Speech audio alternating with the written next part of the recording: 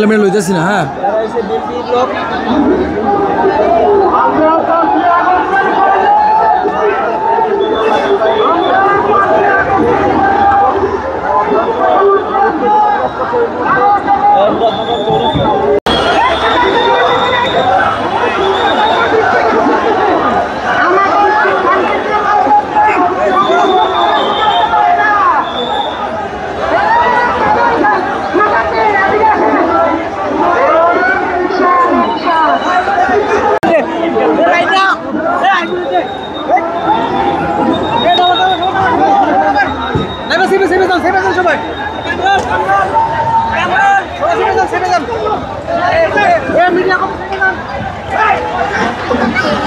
দর্শক, ফের উত্তপ্ত মুরাদনগরের মাটি।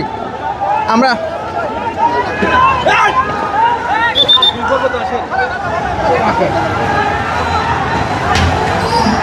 এই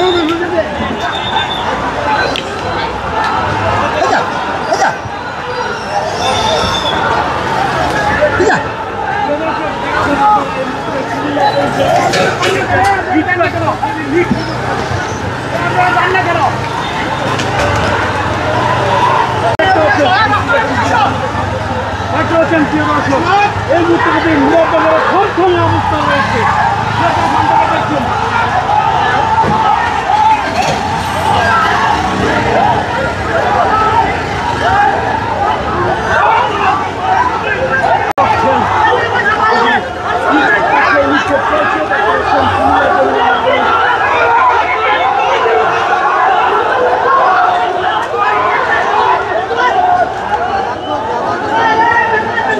দর্শক, মুরাদনগরে কায়কোবাদ ও আসিম মাহমুদ সমর্থকদের মধ্যে ধাওয়া পাল্টা ধাওয়া চলছে।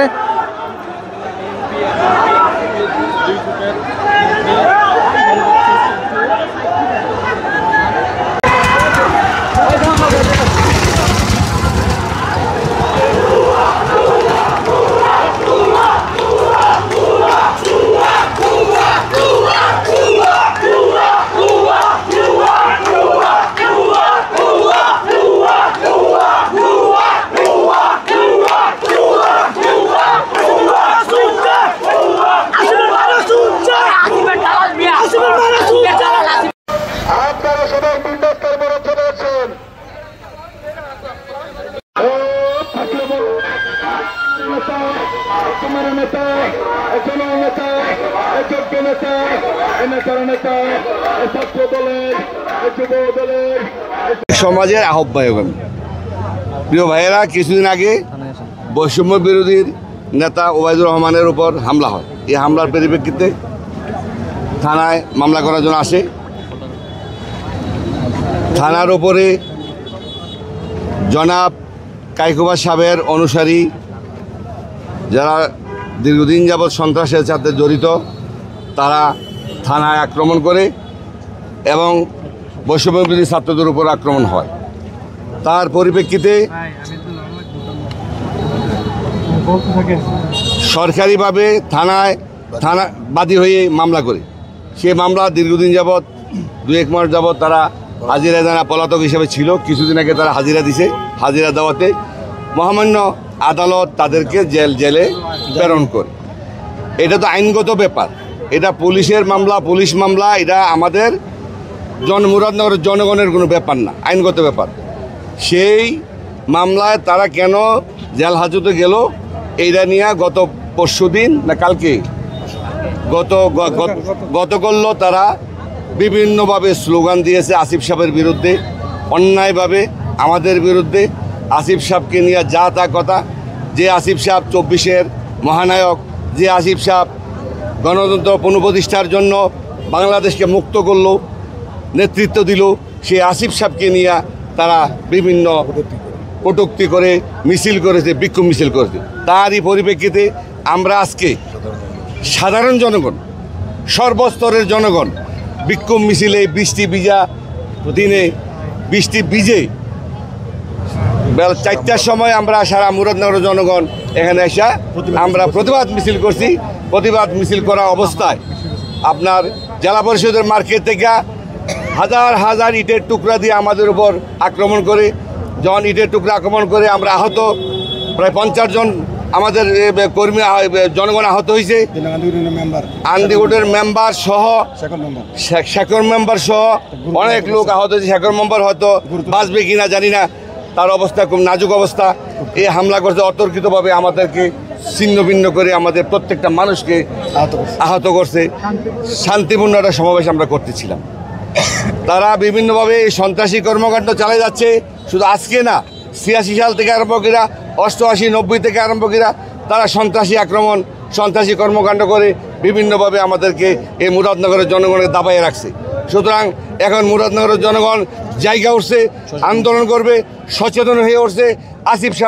আসিফ মাহমুদ ভূঁইয়া মুরাদনগরের সন্তান, সে মাটি ও মানুষের জনতা উন্নয়ন করতেছে, এটাই তাদের একটা প্রতিহিংসা।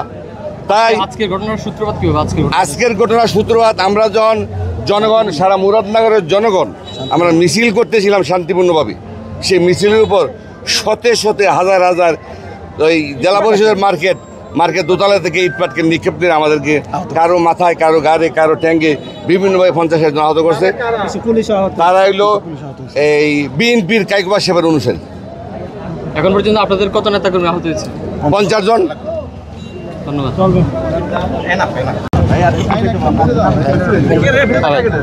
আজকের হামলার ঘটনা নিয়ে একটু বলেন। আসসালামু আলাইকুম। আপনারা জানেন যে উপদেষ্টা আসিফ মাহমুদ সজীব ভূঁইয়া দায়িত্ব পাওয়ার পর থেকেই মুরাদনগরের কাইকুবাট সন্ত্রাস বাহিনী তারা বিভিন্ন সময় বিভিন্নভাবে উপদেষ্টা আসিফ এবং তার পরিবারকে নিয়ে মিথ্যা প্রপাগান্ডা চালাচ্ছে। মুরাদনগর যেই কোনো ছোট বড় যে কোনো ঘটনা হোক, এটাকে তারা উপদেষ্টা আসিফ করছে বলে চালাই দিতেছে। তো এই প্রপাগান্ডার বিরুদ্ধে আমরা সারা মুরাদনগরবাসী, মুরাদনগরের সর্বস্তরের জনগণের ব্যানার থেকে আমরা একটা প্রতিবাদ মিছিলের আয়োজন করি। এই প্রতিবাদ মিছিলের আয়োজন আমরা মুরাদনগর প্রশাসনের অনুমতিক্রমেই আমরা আয়োজন করি। তো আমরা শান্তিপূর্ণ সমাবেশ করতেছিলাম, এরই মাঝখানে কাইকুবাদের সন্ত্রাস বাহিনী আমাদের উপরে ইট পাটকেল দিয়ে হামলা চালায়।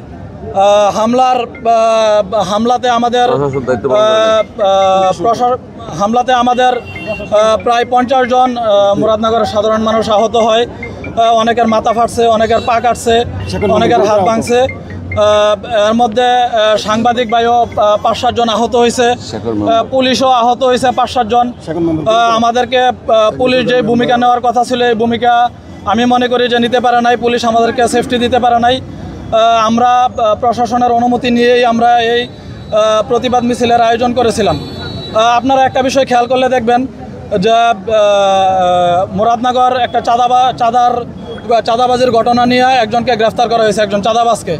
এই চাঁদাবাজকে ছাড়াই নিতে থানার ভিতরে বিএনপির নেতাকর্মীরা এবং কাইকুবাদের সন্ত্রাস বাহিনী হামলা করছে।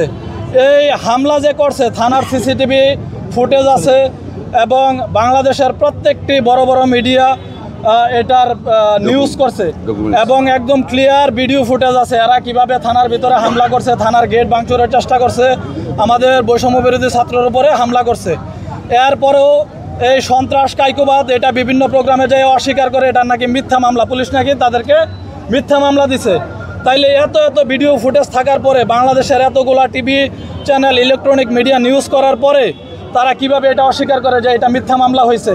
মিথ্যা মামলা হইলে তারা কি এই থানা যে ভাঙচুর করছে এই ভিডিওগুলো তারা কিভাবে অস্বীকার করবে? তাইলে কি প্রত্যেকটা মিডিয়া কি মিথ্যা নিউজ করছে? প্রত্যেকটা মিডিয়া যদি মিথ্যা নিউজ করে থাকে তাহলে কাইকুবাদ, এই সন্ত্রাস কাইকুবাদ সত্য। আজকের ঘটনা আপনারা কি চান? আজকের ঘটনার আমরা তীব্র নিন্দা জানাই এবং এর সুষ্ঠু প্রশাসনের কাছে আমরা দাবি জানাই, এর সুষ্ঠু বিচার আমরা দাবি জানাই। আমরা 5000 লোক, 5000 বিএনপি কর্মী আমরা বিএনপি থেকে অপশন নিয়ে আসছি। আমরা অপশন নিয়ে আসছি। এখানে সেকেন্ড নাম্বার, এই যে আমি নিজেও আহত, এই যে দেখেন